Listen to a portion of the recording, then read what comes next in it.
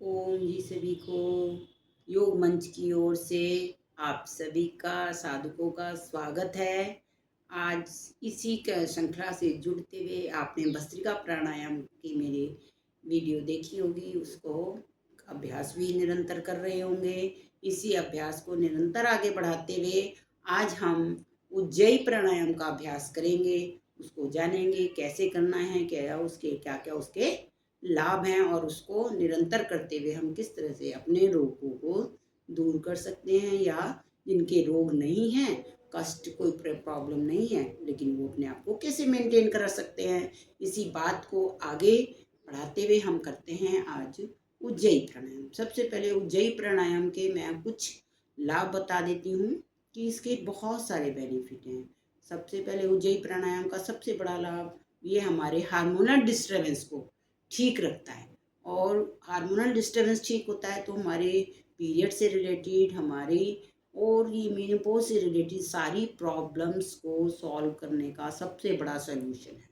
और आजकल जैसे बिल्कुल 14-15 साल की बच्चियों को जो प्रॉब्लम आती है कि हार्मोनल डिस्टर्बेंस होता है, और या थायराइड हो जाना या पीरियड्स इरेगुलर हो जाना, वो सारी प्रॉब्लम्स उनको फेस करनी पड़ती है।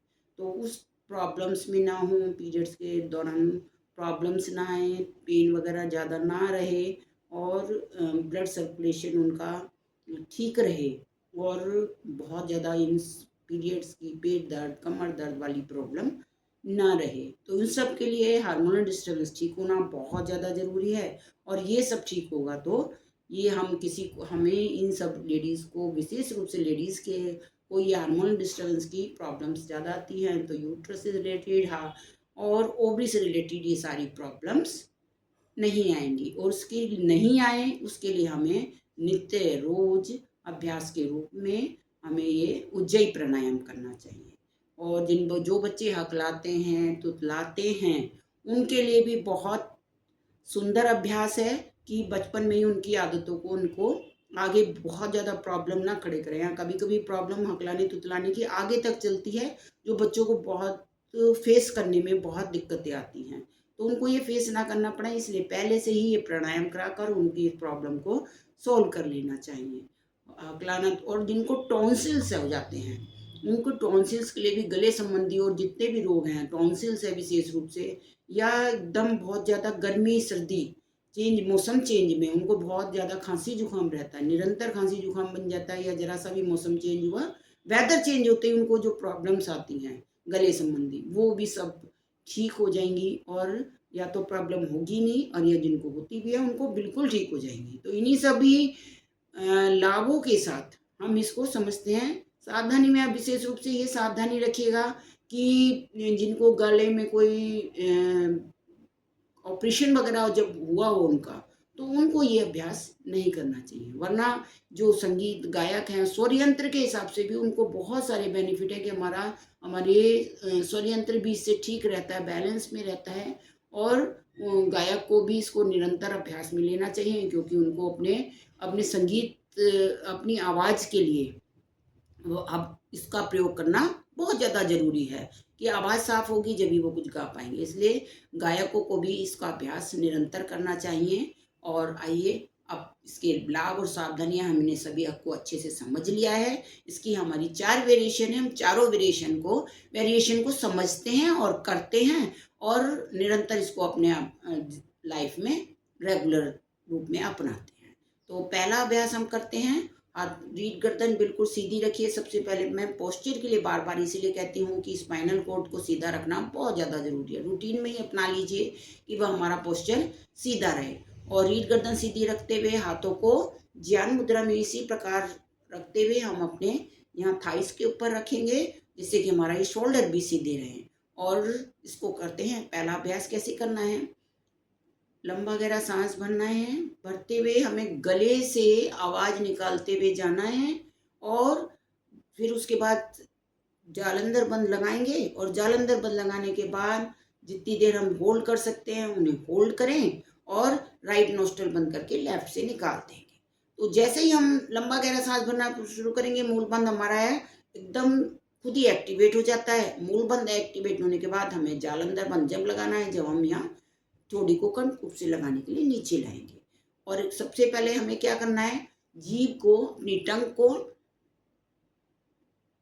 तालवे के साथ लगाते हुए जाएंगे, जिससे कि हम पूरी तरह से सांस भरने में सक्षम रहें। इसका विशेष लाभ यही हो जाएगा। आइए करते हैं। और सारी बातें अच्छे से समझा दी मैंने, अब इसको करने का अभ्यास करते हैं। कैसे करना है,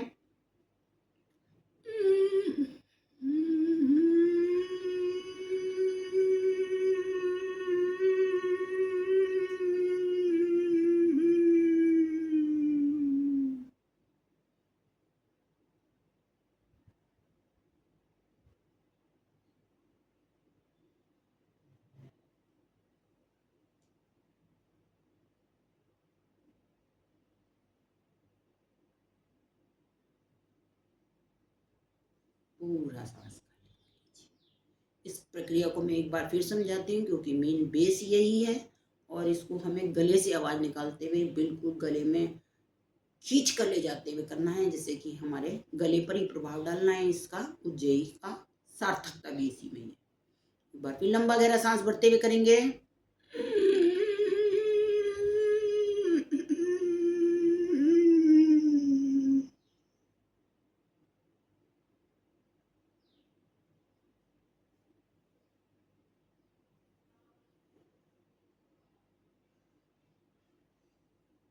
ये इसका पहला अभ्यास हुआ। सेकंड अभ्यास के लिए हम क्या करेंगे, हमें सांस भरते हुए तो जाना है, लेकिन भरते हुए मुंह से आवाज निकालनी है। मुंह से आवाज निकालेंगे और पूरा एक ही सांस की प्रक्रिया है, और फिर धीरे धीरे छोड़ देंगे। कैसे करेंगे,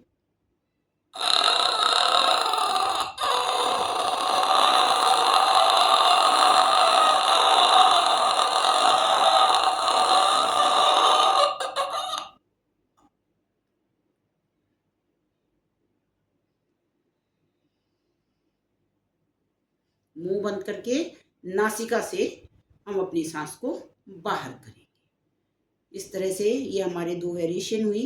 अभी 2 वेरिएशन और करते हैं और समझते हैं कि उसको कैसे।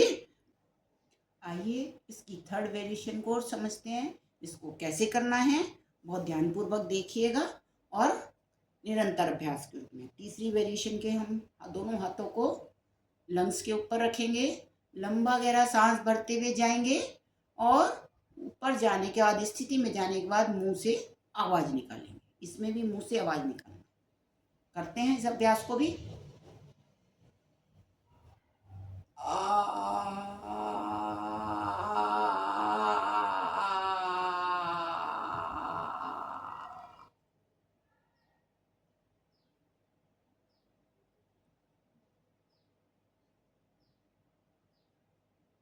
धीरे धीरे वापस। अब इसकी चौथी वेरिएशन में भी हाथों की स्थिति यही रहेगी हमारी, और उसको करते हुए जैसे जाएंगे तो मुंह को साइड में ले जाना है। मुंह को खोलकर राइट साइड जाएंगे, एक बार लेफ्ट साइड जाएंगे। आइए करते हैं इसको।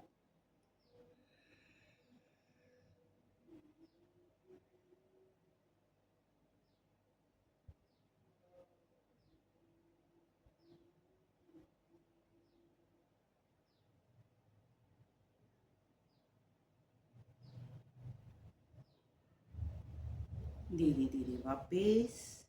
ये हमारी 4 वेरिएशन हुई। निरंतर करते रहिए। लगातार करते रहने के बहुत सारे बेनिफिट हैं, लेकिन इसको निरंतर अभ्यास के रूप में अपने डेली रूटीन में अपनाइए और स्वस्थ रहिए।